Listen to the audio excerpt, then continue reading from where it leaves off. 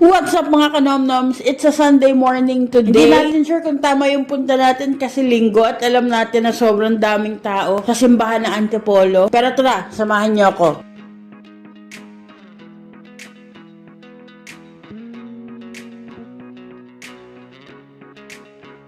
Matatagpuan po ang Buko Rolls, Antipolo Branch, dito po sa Unit 1, number 17, De La Paz Street. Sa gilid lang po ng simbahan ng Antipolo. Monday to Sunday, pero ang Monday to Saturday namin is 8 a.m. to 8 p.m. Then Sunday is 6 a.m. Moto Nana Eats. Gano'ng katagal ka na tayo? Nag-ano? Legend na pala, no?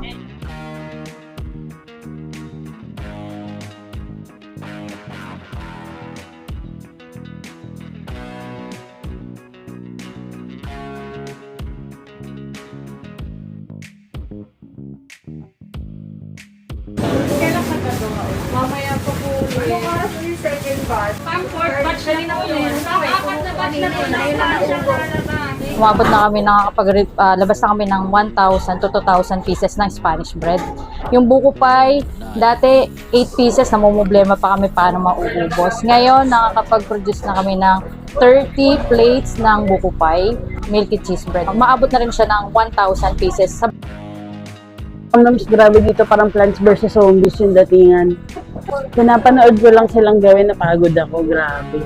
Sold out kagad, wala pa ako isang oras dito mga kanomnoms. Sold out na kagad sila. Naku, food review tayo mga kanomnoms, tara samahan niyo ako.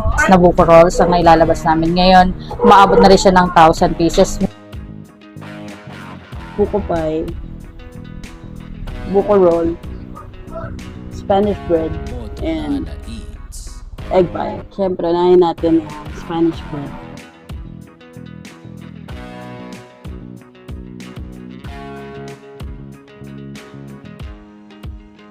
Purong-puro ng feeling yung loob. Hindi katulad ng nakasanayan natin na pagkagat natin, hinahanap pa natin yung feeling sa loob. Minsan, sobrang konti lang.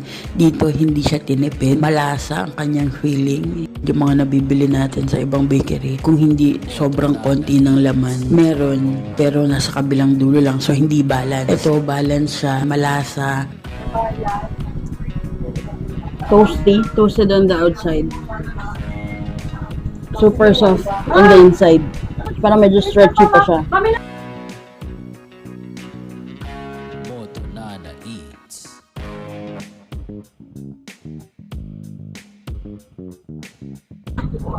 Sobrang sarap. Sarap pa ganito. Grabe. Hindi ko in-expect.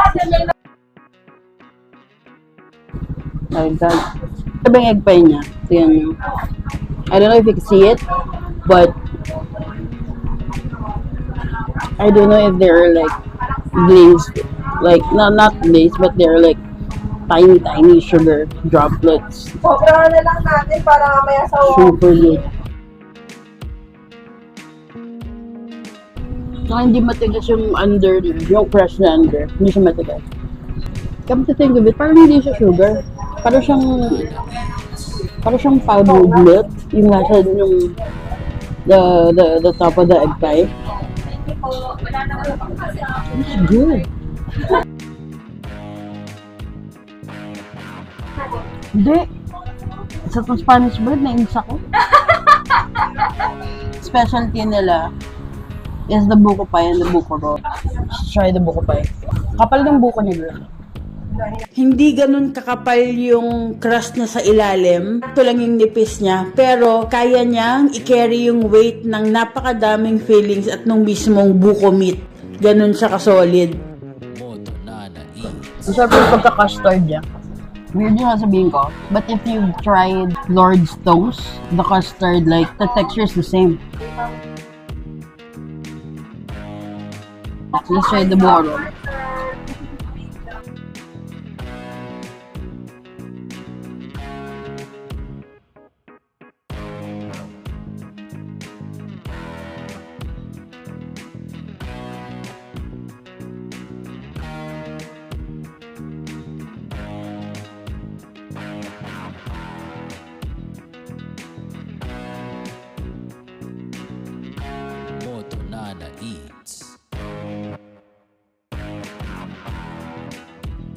Yung mga nag-message sa kanila sa social media, 2 to 3 days pa schedule nung pick up ng order dahil sobrang dami talaga nag-order sa kanila.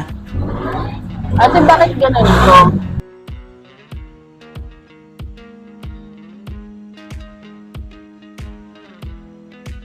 Bakit ganun to? Wait, Mr. Rev. Nagulat naman ako. Bakit ganun? And for sure, babalik talaga ako dito dahil makikipila rin, makikigulo rin ako sa pag-order din ito. Bibili pa talaga ako ng Spanish bread at saka ng buko pie. Pati na rin, hindi, lahat na. Buko pie, buko roll, Spanish bread, egg pie, pati yung milky cheese nila. Sayang lang din natin natikman yung milky cheese. This is an awesome experience, a fulfilling experience. I was able to see what's happening inside their cooking area, how the chef was doing like the rolling of the dough and such, and how it's being cooked. The staff inside are like very hygienic because they're wearing like hairnets and masks for the food so that nothing will spill over. Grabe. This is actually worth the trip. So mga kanamoms, nag-enjoy ako sa vlog na to. And if you like what you see, you love what you watch, please don't forget to like, subscribe, and follow lahat na our social media platforms. That's it, Pansit! And it's a wrap!